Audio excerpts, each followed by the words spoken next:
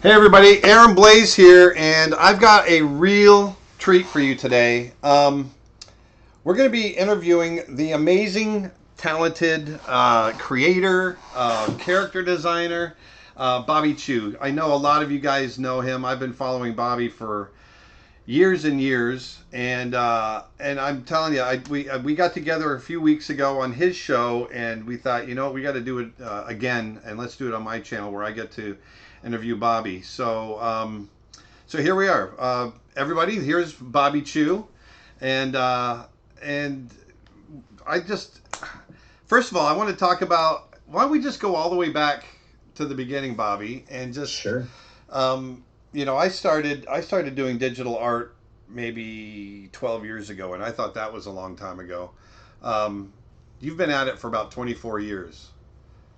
Yeah, with Photoshop. And actually, when we were talking before, I was saying, yeah, about 24 years, but actually it goes back even before that, before the internet. Yeah. There were BBS sites, where you put your phone onto the thing and it goes and there were these pirated sites where you would go and you would download your favorite video games or whatever it might be.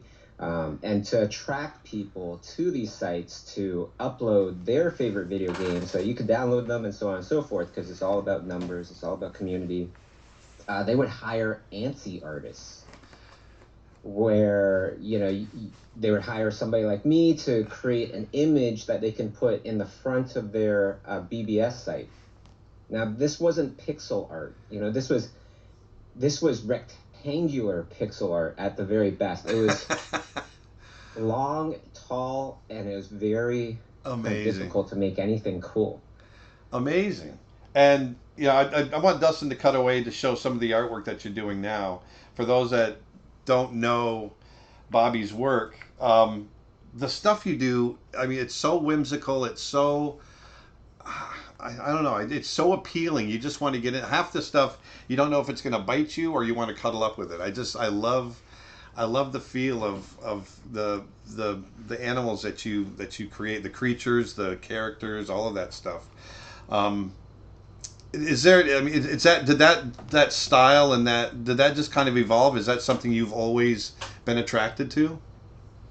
Yeah, it's really interesting because as like when you kind of delve into an artist's mind, a lot of times when you meet artists that you really connect with, most of the time you learn more about them, and then you start to learn why they do the things that they do. Yeah. And for a while I didn't know why I did the things that I did. I didn't know why I was attracted to weird, whimsical things that maybe in another light would look vicious, but in this light, it looks appealing and adorable. Yeah. That's always been kind of like a common thread whenever I would just paint my own stuff, and that really came from after doing my own self psychology and whatever analyzing. Yeah. I feel like because I grew up, with an underbite as a child, kids might make fun or things like that. I'm very well adjusted, but I feel like I was kind of gravitating towards those kind of strange, unusual things represented in nice ways because I felt like I was one of those creatures. Oh. I never really painted stuff that was like violent. Right. Violent creatures or things like that, unless it was for a specific project. Wow. If it's for myself, I don't usually do that. Right. Right.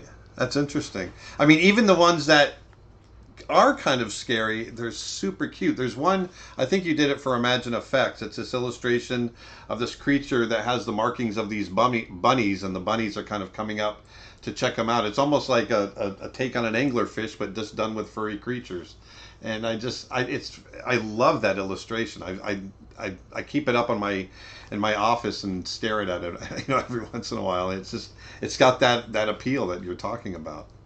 Thanks. That was actually, it was inspired by watching National Geographic. I was watching these butterflies, with the big wings, with the eye markings on them. Yeah. Right? And I was like, that's to deter predators from eating you. What if it was the other way around? Wouldn't that be funny?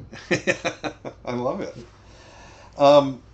So I want to go back. So we'll go back to you started out working for a toy company. You're working for Thinkway Toys, and Yes. you were doing toys for like Star Wars and something Disney, Pixar. I mean, some big Yes. companies, and you kind of grew from there. How was that? You were 17. I mean, that's really young.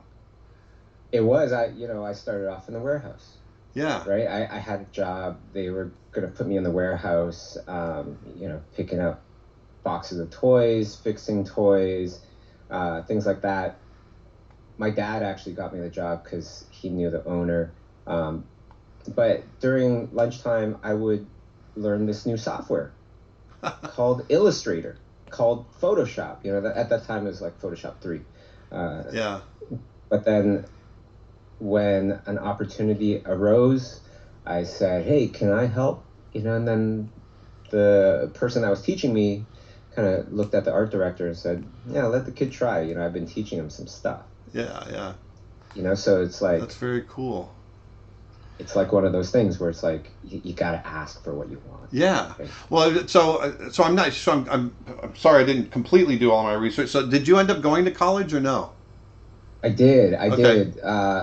When I was designing the toys, I still didn't have this goal of becoming an artist. Right. I thought my path was uh, to have my own business, which in the end I do. But I thought I was just going to be a business person that does art as a hobby, Yeah. right? Yeah. That's what my parents told me, and that's what I kind of believed. So I did that and went to business school, failed. Then I went to apply for art school uh, and went to Sheridan College, animation, graduated, couldn't get a job. Yeah. You know, Yeah. it's one of those kind of stories. And then I went back to my old art job or my old toy making, job. Yeah. Did that for a year, spruced up my portfolio, got into computer animation, graduated, with the top of my class, Yeah. and still couldn't find a job. So yeah, it wasn't an easy road. That's interesting. Well, you're talking about the education, so I think that's a good segue to get into what you and I have this big passion about. And when I decided to make the jump over to leaving the big studios and jump into a route of wanting to teach and making that my new business and kind of spreading the art gospel. Um, Schoolism was one of my biggest inspirations behind that. You and Schoolism, and I was really inspired by what you guys were doing, um, and and since then you and I have talked, and I've we've really got kind of. I love the idea that we've come together and we both have this passion, and so I just wondering if you wanted to kind of talk a little bit about what your inspiration is behind that, what you're trying to do, and why you're doing it, and all that wonderful stuff. So this is really interesting because I was talking with some friends of mine at Wacom, and just kind of they made me kind of realize and go back in time, and so this is my trajectory, right? Yeah, I went to school. I didn't. I love my time there, but I didn't get the education that I really wanted, something that would really help me to excel in my career. There are yeah, all these people on the West Coast, especially, that were doing all these amazing things that I had no idea how they were doing it, right, right? right, And so the other part of this was I was already learning digital painting. I've been doing digital painting for a while, so I knew stuff that a lot of people didn't know over here. And so what I did was I did two things. I tried to start a digital painting class in Toronto or in Oakville, where Sheridan College is, which I ended up doing. But also, what I ended up doing was I was just like, I just want to teach. I yeah, just want to teach all these people that the things that have helped me, um, and hopefully it'll help them too. So what I did was I just started teaching on the subways of Toronto for free. If you want to make the effort to meet me out there, on the subway platform, there's a little group of us that started meeting up, and I would just teach them for free because I was going to go on the subway anyways. That's Did that for awesome. 5 years, right? Yeah. 5 years every Sunday, and the group was getting bigger and bigger and a little bit out of hand.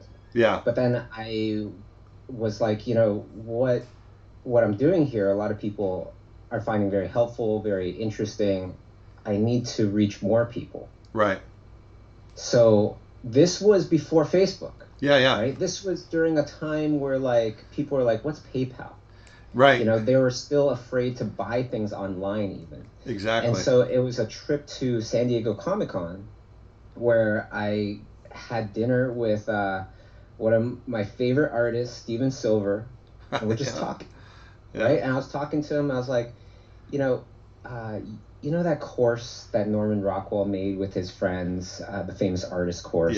Yep. Very well known, where you would buy these textbooks. They would snail mail them to you. You do the assignments, you snail mail it back, and then weeks later, somebody drew over top. I had every one of those books, by the way. Yeah. They're amazing books. Even to this day, they're so helpful, right? They are, yeah. So I was like, imagine the 2000 version. Yes. Right? Because this was like 13 years. This was like close to 2000 at the time. So I was like, imagine the 2000 version where we can do this over the internet, over the internet. The interwebs, yes. That became Schoolism, and wow. And just haven't stopped since.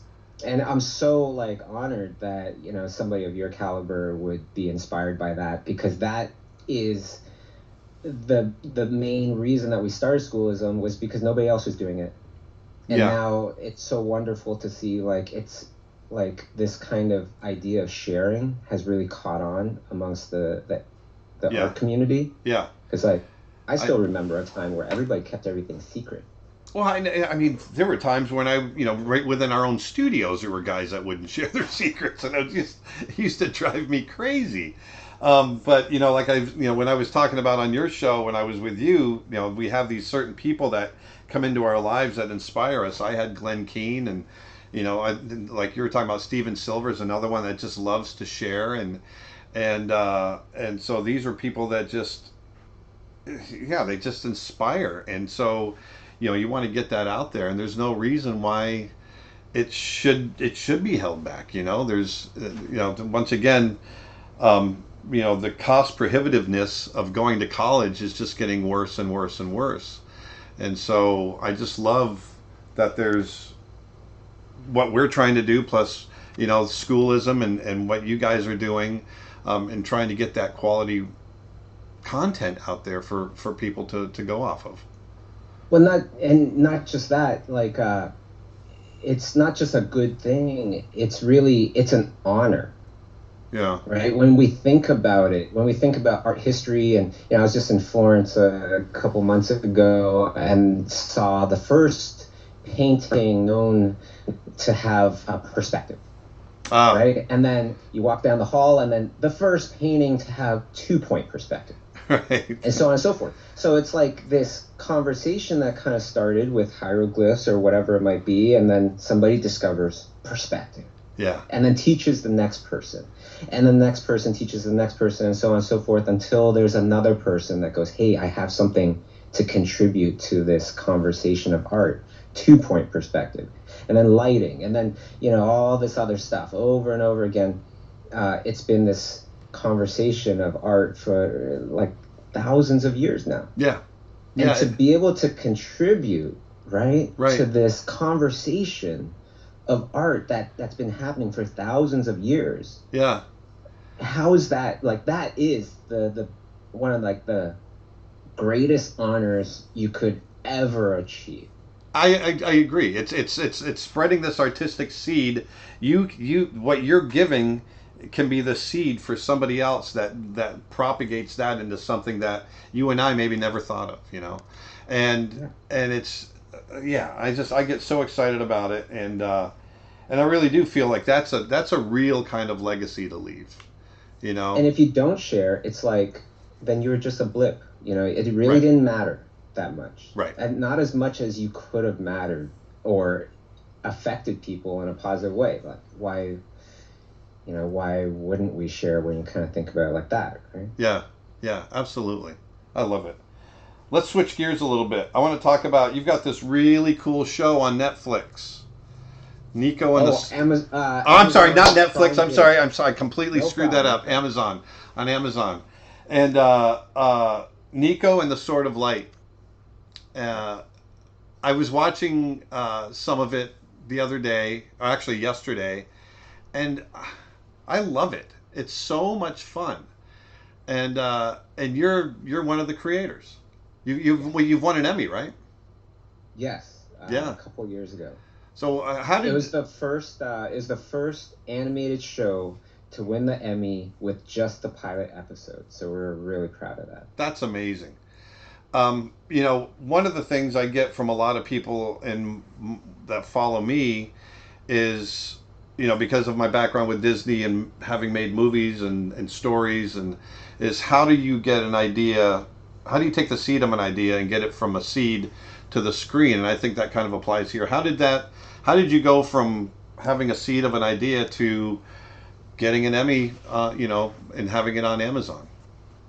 Well, so I've sold properties in the past, and then they get shelved or they get changed so much you really kind of lose interest in it altogether. And so a friend of mine, two college buddies of mine, Jim Bryson and Adam Jeffcoat, we were all sitting together with my talented wife, Kea Dara, and we're talking about this problem of selling your ideas and then everybody just kind of changes it and maybe they, put it on the shelf forever and ever because after they change it, they don't like it. Who knows? And I was saying, that really stinks. And nowadays we came out with the iPad. Humans have come out with the iPad now, tablets and things, which is the size of a, comic book or slightly bigger. And I was just saying, when I was a little kid, I would stare at my comic books, just sitting in the backyard. I'd focus on them, just kind of trying to make them come alive with my mind. Right. Right? Yeah. Never happened. Obviously never happened. So I was saying, well, nowadays with this technology, we can do that. And through that, we can create a pitch, Yeah. right? Create it into like a comic book that's disguised, it's a pitch disguised as a comic book. Right. And make our story, make our pitch, and it might just actually make us some money too, so we aren't, totally wasting our time. Right. And made into. Yeah. So that's what we did. We made the very first completely traditionally animated comic book. It was 22 minutes of animation. Wow. And it wasn't 22 minutes of animation just like it just happened to be. Right. That was a pitch. That was this is how it would look like. Just use your little imagination, make the compositions TV sized, and there you go. And it totally worked. So a bunch of people caught wind of this, were very excited. They pieced it together and they're like, yeah, that could be a TV show, and started calling us up. And we ended up going with Amazon Prime Video because we really respected how much they respect the child audience. Yeah. Right? So we went with them, then got Titmouse to produce the show and everything, animate it, and the rest is history. We got nominated for a bunch of awards, and we ended up winning the Emmy. That's awesome. That's really great. And is it? Do you guys are continuing to write it? Continuing to create more episodes? So season 2 comes out towards the end of this year. Gotcha. How many episodes is it? Is it 10? 10? It's 13? I believe it's 12. 12. But I'm like 95% sure. Maybe it's 13. Gotcha. Right on, man. Well, congratulations. I think that's that's what I love about this day and age with things like Amazon and Netflix and Hulu and all these different streaming sites and the ability for small companies like yourself and to be able to create content and get it out there. You know, so many people are saying, "Hey, 2D's dead," and you know, it doesn't have to be. That's what I try to tell everybody. It's only dead if you let it be dead. There's so many ways to get things out there. So many ways to create and distribute, and you know, it's so inspiring to see you know doing that.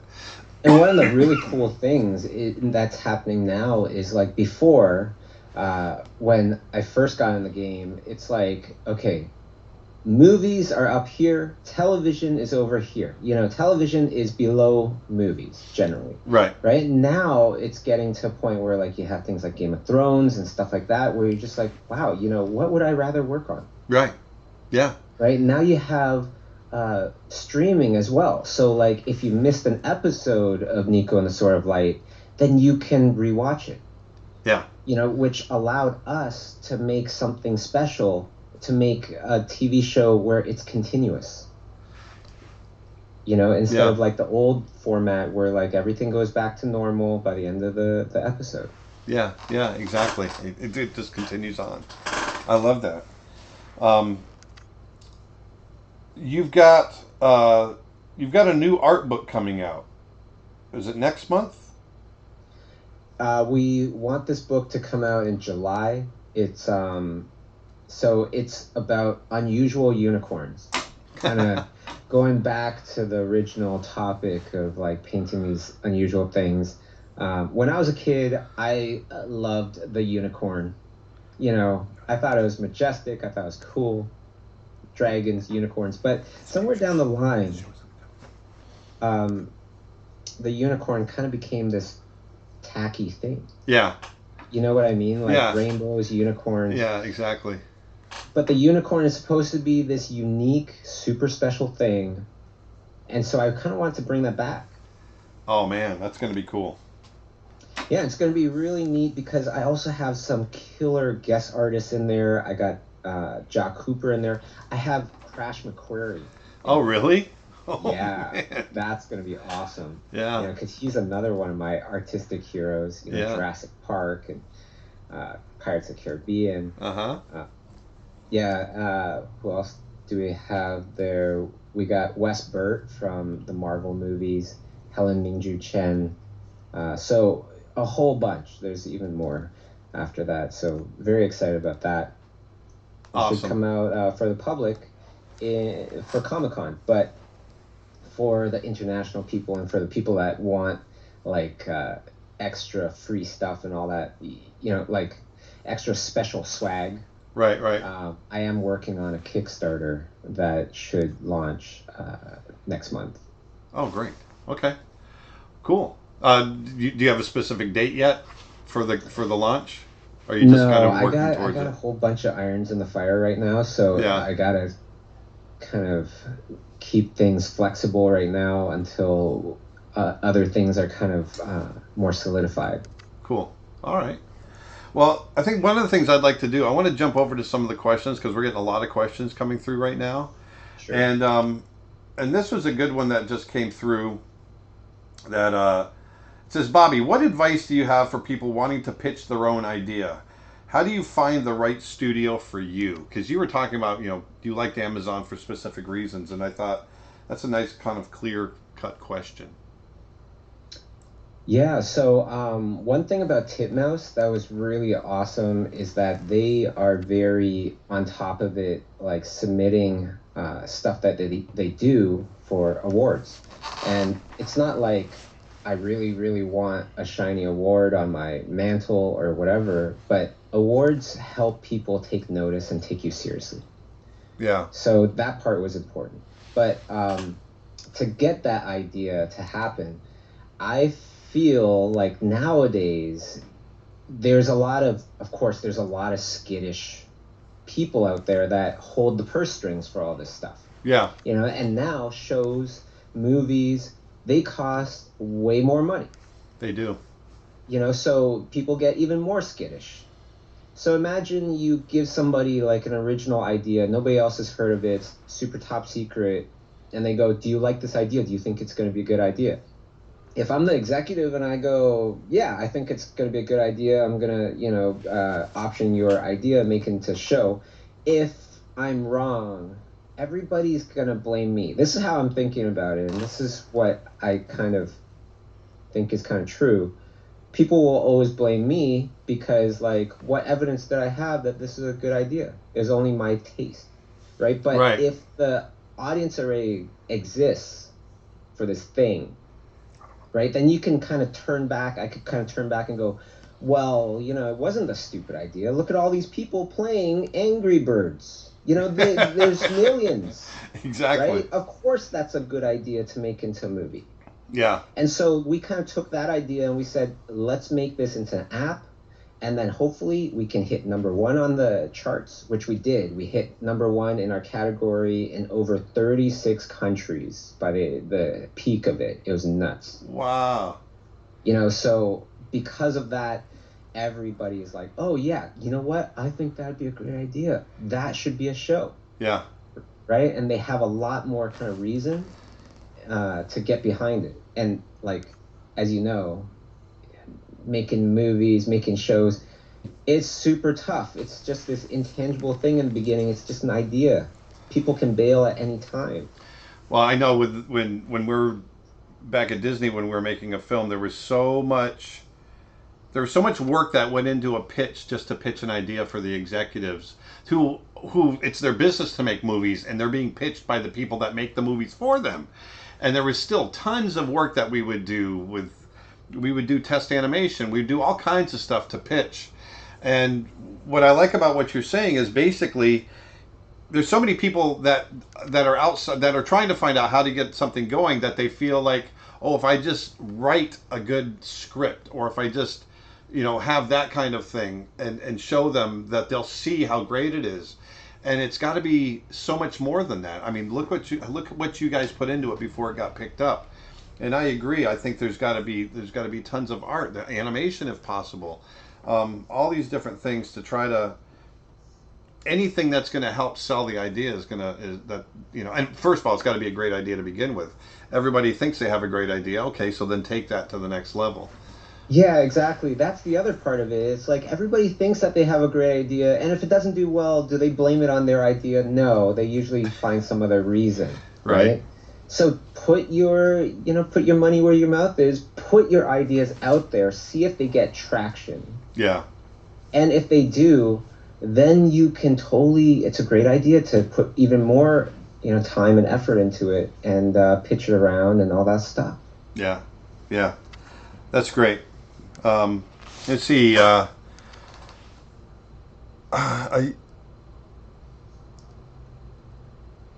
Okay, this is interesting. Here's a question it says here, are you afraid to share your idea with someone who is also known to be drawing? That's, I guess, like, are you afraid to share your idea with somebody that's also an artist? That's how I'm kind of taking this question. And the reason I picked this is because I think it's interesting that, first of all, I'm assuming, are you afraid of someone cannibalizing or pirating your idea? And I, like I said, the reason I picked that is it goes from there. Not just that, but also the business that you and I are in.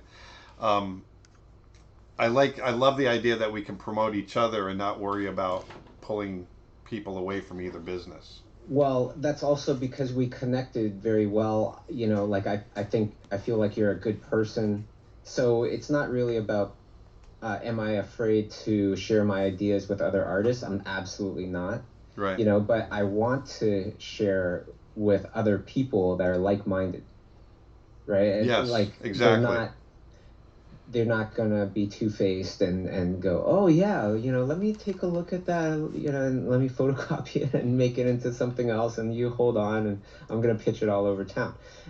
You don't obviously want kind of people like that, and right. I don't also want to share this with everybody, because a million different opinions, that there's a time and place for that kind of stuff. Right, I agree. Right? So in the beginning, you want to really look at the people that you really, really trust.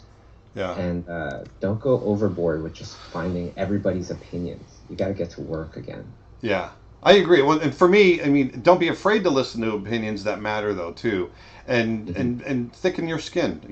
Be honest about it. Let them be honest, and try to step out of yourself and see it from their point of view. Um, it said here's another one. You both have prominent social media presences. What advice do you have for someone who is starting to build their online presence without getting too hung up on getting views and followers, etc.? I think there's a lot of noise, right? There's a lot of noise out there, especially with social media that's kind of settled a little bit. You know, there's been some time. Twitter, for example, is hard to kind of build a big following nowadays. Instagram is probably a little hard as well. My biggest advice is be aware of your surroundings. If there's a lot of noise, you do not want to do what all of those people in the noise are doing. Look at what the people are doing at the top, 1%. What's Aaron Blaise doing on his Instagram? The quality of the imagery, videos, posts, how consistent are you? I'm going to try to make that my benchmark for what do I want to do when I want to break into social media. What am I doing with social media? What's Loish doing with her social media? She has over 1 million followers, right? Try to adopt the really great things that 1% of the artists are doing. Yeah. There's also, I find, there absolutely has to be a consistency. You have to be consistent with getting stuff out there. People want to know, they want to come on, a couple times, at least a couple times a week, and see new stuff coming from you, and make them excited. Create imagery, like you said, that's outside the noise, so that they can be inspired to go and do things themselves. Also, like you're saying, with consistency, regularity, it's like scheduled. Right. One of my buddies. Actually, you're way better than that than I am. So yeah, but I agree with you 100%. One of my buddies, he does webcomics, and he says that he puts out his next webcomic on the minute, right? Wow. Every day, consistently, right on the minute. And that's important because his webcomic has become a lot of people's routine. This is what I do when I go for my coffee break. I know that I'm going to get a coffee, and I know that Lar is going to have a new webcomic on his thing. I'm going to drink my coffee and read his webcomic. Yeah. Right? Once you break that cycle, I used to watch Casey Neistat on YouTube. Very, very popular YouTuber. I still watch his stuff, regularly, but not religiously anymore. Why? Because he stopped his daily vlog for a while. Yeah. And then I found life outside of his daily vlog again. And then, something filled the void. Yeah. Yeah. And then even if he starts it back up, that doesn't mean like I'm going to go back. Right? Because I already kind of have a new routine now. Right. Yeah. That's so true. I mean, because I've found that if I go on vacation, and if I step away from it, even just for like 3 or 4 days, it takes so much momentum to get back again. You know what I mean? With, because for me, that social media equates to eyeballs, not just there, but eyeballs coming to explore more of who we are, right? And then that's going to lead them ultimately to our businesses, and there's a real consistency that you need for that as well. And also, people will literally email us all the time or comment on videos and stuff like that, and say that this is what they do. This is what they do on Mondays. They know there's always a new interview. There's always something new to watch on my YouTube channel, Digital Bobbert. Which, by the way, for those watching, Monday, you will get to see our interview, Aaron, on my channel, which was one of my favorites this year. So that was really wonderful. Oh, that's awesome. Can't wait. I want to talk more about Schoolism, because I want you to gain from this, man. But if people go to check out Schoolism, what are they going to find? What do you have over there? Because you talked about the inspiration, but we didn't really talk about content. What do you have over there? It has a whole bunch of my artistic heroes. Yeah. Schoolism, the reason why I built Schoolism in the first place was to learn from Steven Silver. I didn't have any money to actually, afford to spend on having him just teach me. Right. So I came up with the idea of the online art school. And then I would watch his videos. Right. And, give him feedback. Right. Right. And then when that worked, I went to Jason Seiler, who paints for Time Magazine, Rolling Stone, stuff like that. Very different. And I wanted to learn from him. And then I think it was like Sam Nielsen and all these others.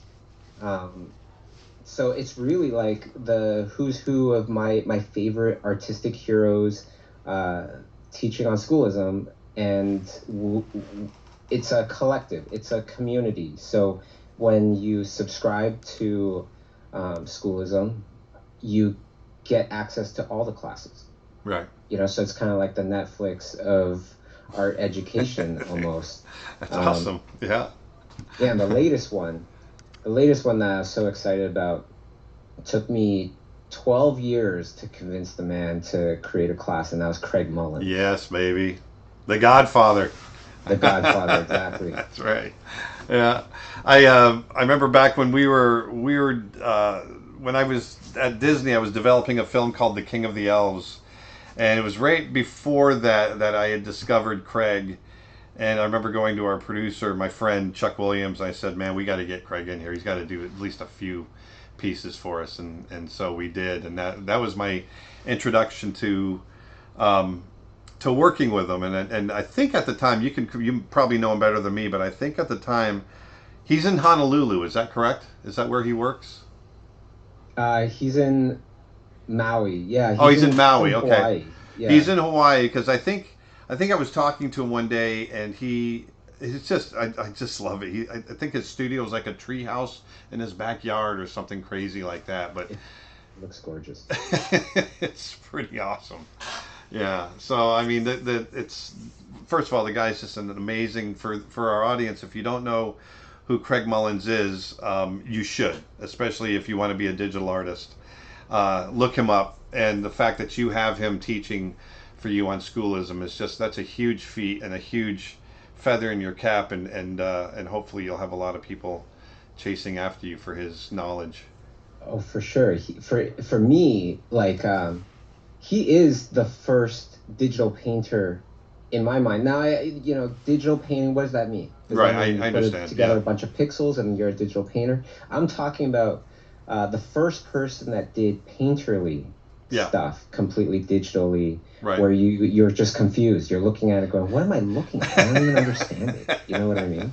Yeah. So to have him also be what many people consider the best digital painter in the world to this day is quite incredible. Like, I feel like he's one of those people where, like, think 100 years from now, he's going to go down in art history. Yeah, he is. And he's a nice guy.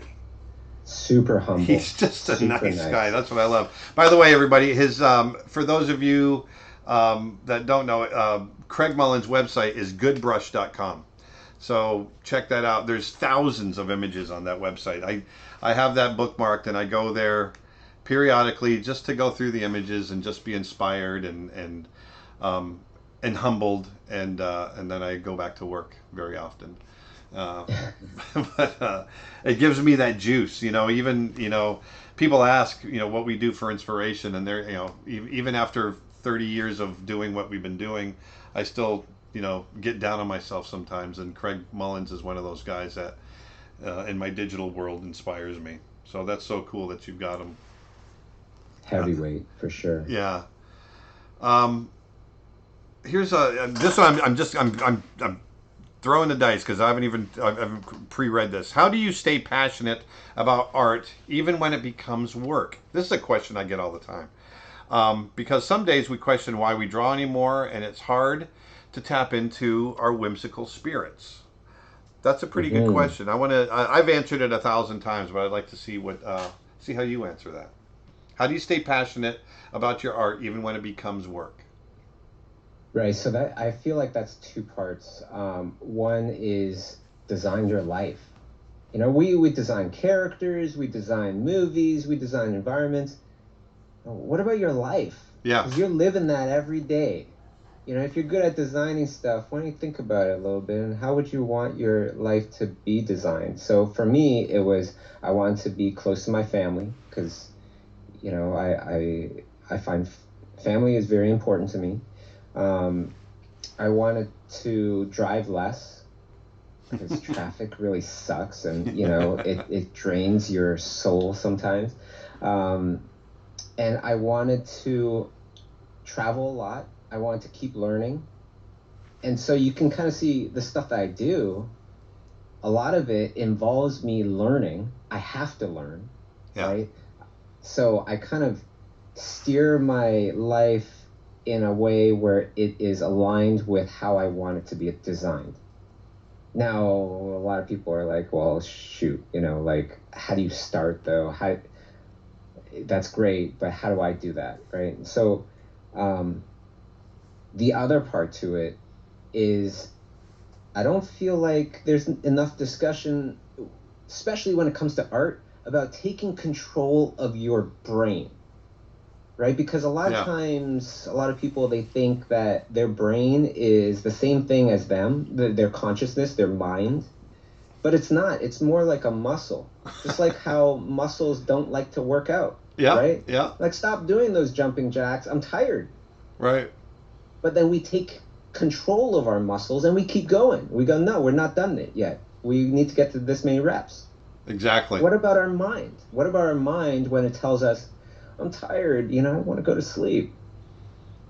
You know, like, a lot of times you got to realize, hey, we're not at empty in our gas tank. Yeah. It's just the light has come on. I could still go for 50 miles, probably, you know, that kind of thing. Yeah. And to get control of your mind. So, like, that's something that's super important to me, because I want to be in full control of my willpower. And so I try to start off every day with something my body, my brain does not want to do. And I want to do that anyways, just to kind of, like, show myself, hey, I'm in control here, right? Yeah. It's not you muscles, it's not you brain. And that usually involves jumping into a really ice cold shower. That's really good. Yeah, I was going to say, that brings us to, you know, your routine. What's your routine? And if that involves jumping in an ice cold shower, that's pretty awesome. Yeah. Yeah, routine is get up, hopefully 5 in the morning. If it's the pristine day, it's 5 in the morning, and meditate. And then I do this breathing exercise thing called Wim Hof, the Wim Hof method, taught by this guy named Wim Hof. Has over 20 Guinness records. Anyways, it's for your cardiovascular system, and it's really just nice and refreshing and all that stuff. And then at the end of it, I jump in a cold shower. Or just before that, I exercise, jump in a cold shower, come out, and I'll start to do whatever's on my to-do list. Right. I'll look at my calendar, look at my to-do list, start doing that. And then when it comes to around 4 p.m., I start to plan out tomorrow. Yeah. I start to put things into my to-do list and my calendar for the next day. And that way, as I get through everything in the day, I wake up the next morning, I'm not thinking about what I need to do. Right. You know, it's already listed from the day before, and you just go. And then I have my calendar open to everybody else at the studio so that they can put in appointments with me, talk with me whenever. They don't have to ask me about it. They could just really do it themselves. And so, but the thing is that I already filled out what I'm doing tomorrow, right? So nothing gets put in kind of suddenly. Right. It comes down to discipline. What you're doing every day is discipline, and not just the work that you do, but you're staying disciplined to keep that regiment, to keep that schedule. And that's kind of one of the things I try to explain to people that come to me and have the same question, or sometimes I even get the question of, you know, I have trouble with discipline, or I have trouble being inspired. And that question, and specifically, I always have a little bit of a problem with, because you shouldn't have problems with inspiration. But the what I'm getting to is the easy times are the times that you're inspired. That's the easy times, to sit down and start drawing and being inspired. That's the, it's not all about, all of, I'm, so many people think that being an artist is you get all these wonderful ideas that just flow through your head and you have to get them down on paper, and so much of it is not that.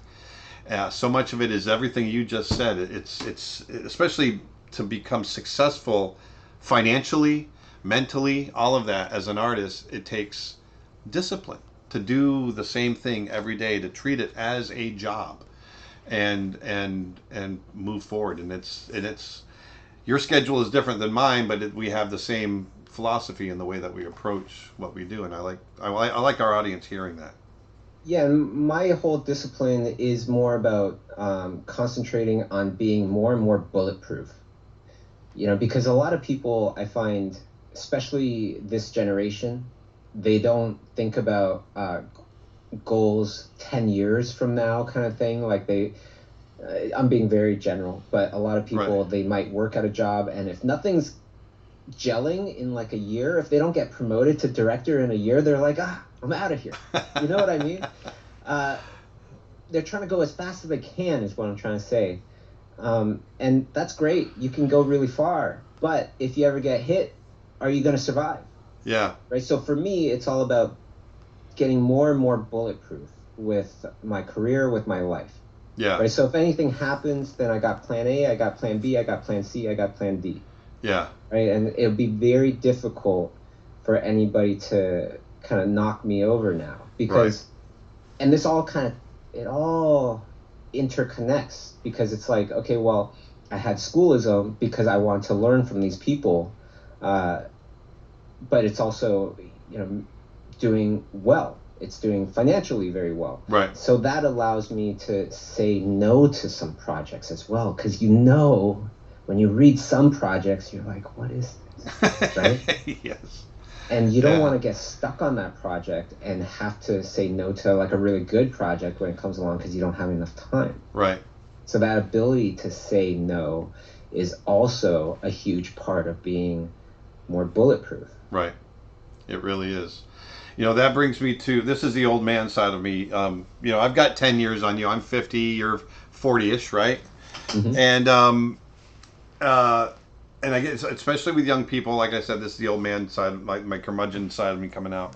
And it's, you mentioned it just a little bit earlier about, working at something for about a year, and if it doesn't happen, people getting upset. And I have, I do see, we live in this age of information where everything's instant. You can get this, you can get that, whatever. You can stream an entire season of television in 2 days, and it's just, and especially the younger generation, I see them, they're multitasking, and their brains are going in so many different directions and getting so much information that I see the frustration that I see is the one thing that you can't rush. It's like relationships. You can't rush a relationship, but you can't rush development, artistic development. The experience.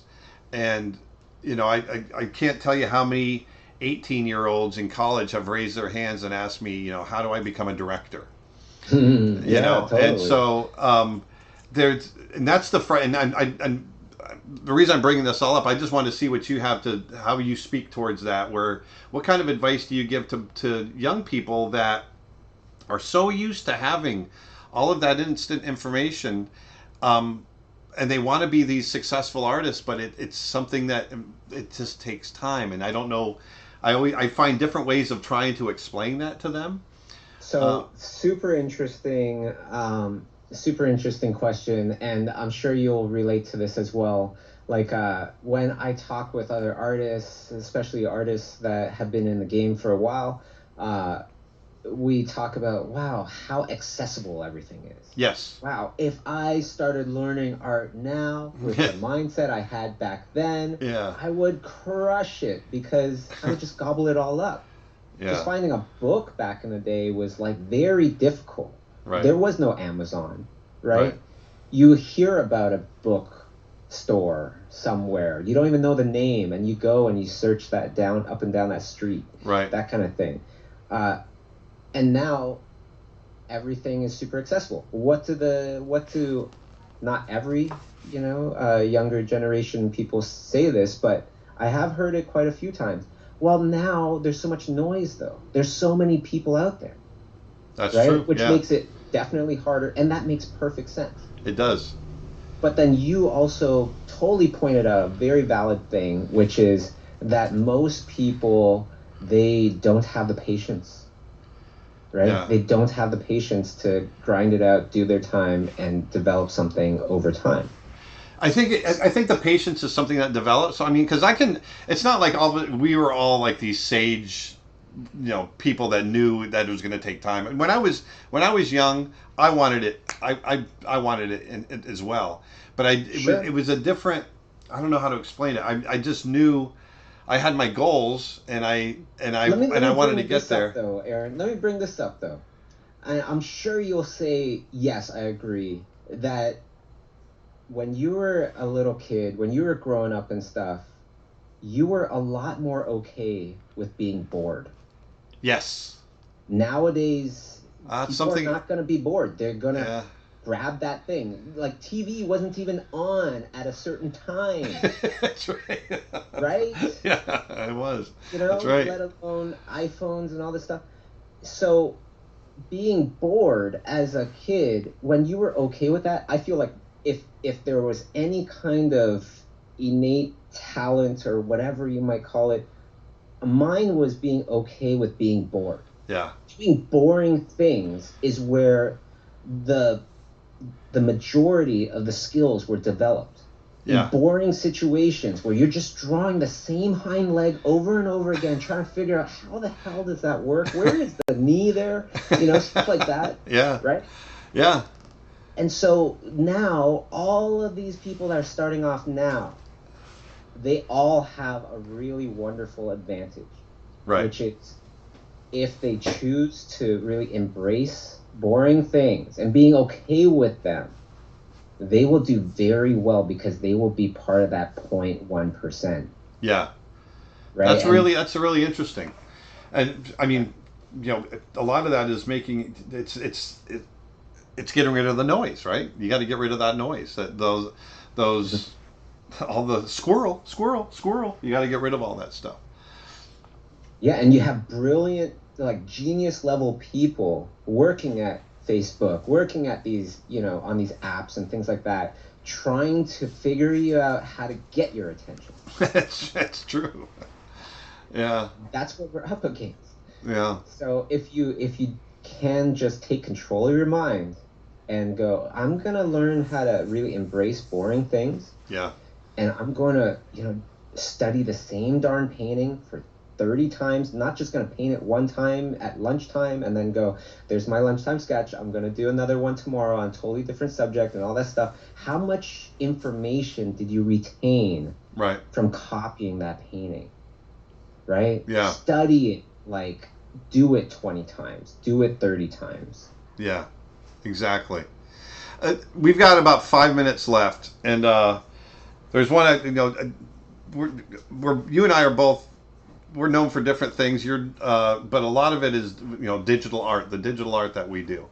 But you're also a traditional artist. You draw. Your little pen drawings are just absolutely beautiful, and some of the other stuff you do. How important is working traditionally? How important is that to you, and how does it affect your digital art, or does it? I love that question, and I'll kind of reframe it into how important is it to do something completely different. There you go. Than the other thing that you're doing. When we are really good at one thing, perhaps it's sculpting, say, and then you learn, ZBrush, perhaps. Right. The stuff that you know from sculpting that doesn't totally apply to ZBrush, the connections that you make in between stuff is where the best kind of originality comes from. When you think about your biggest breakthroughs, maybe ZBrush and sculpting, it's too similar. So let's say watercolor and digital painting, very different. Yeah. right? Yeah. When you Uh-huh. get good at both of them and you start to find the connections in between them, that's when something original and magical and wonderful comes out of it.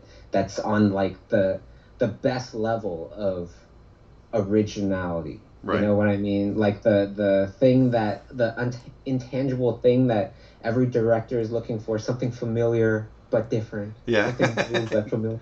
You know, Yeah. it's like that's where it lives in Yeah. between two big pillars of knowledge. That's Exactly. what I That think. familiarity makes it universal, and that uniqueness makes it unique. Yeah. So it's yeah, it's great.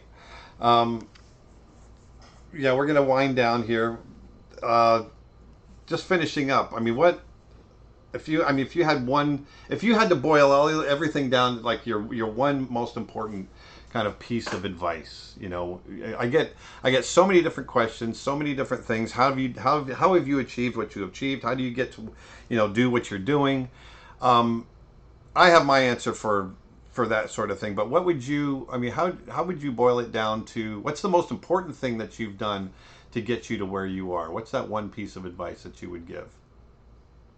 So there's layers. Number one piece of advice is to think about your principles that you want to drive your life.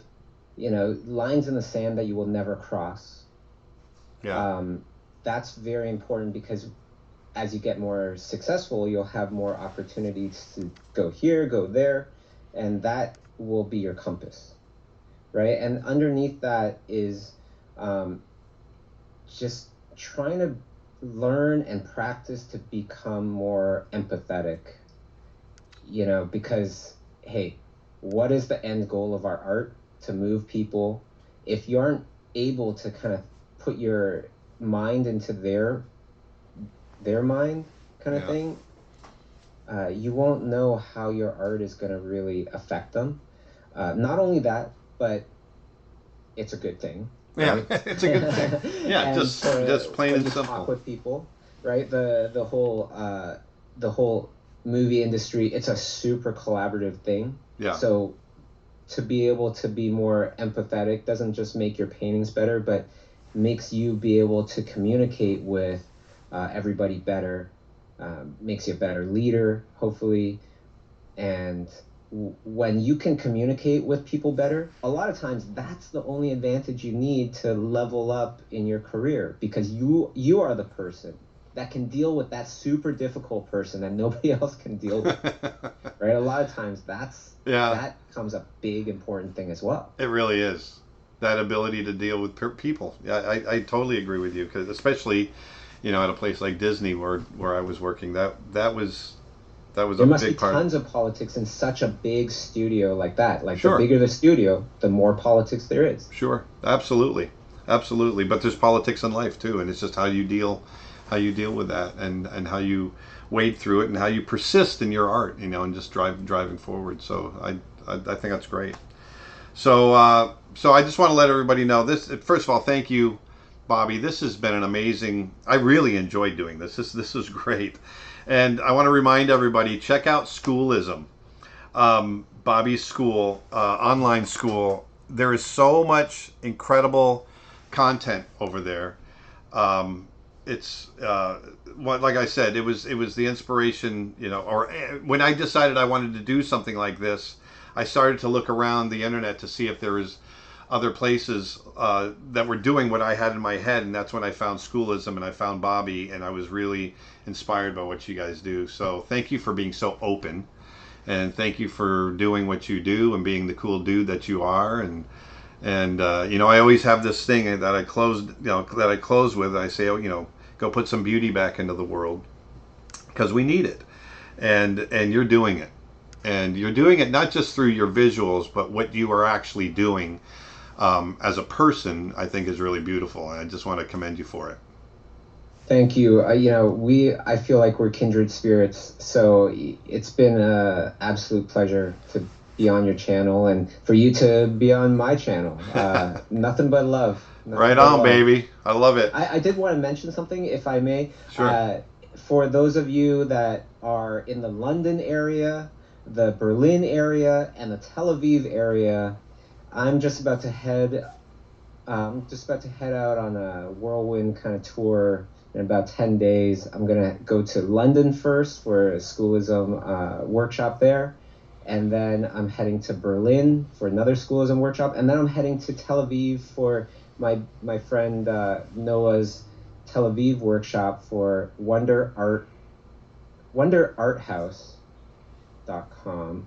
And you can get tickets there. Okay. Fantastic. So hope to see some of you there.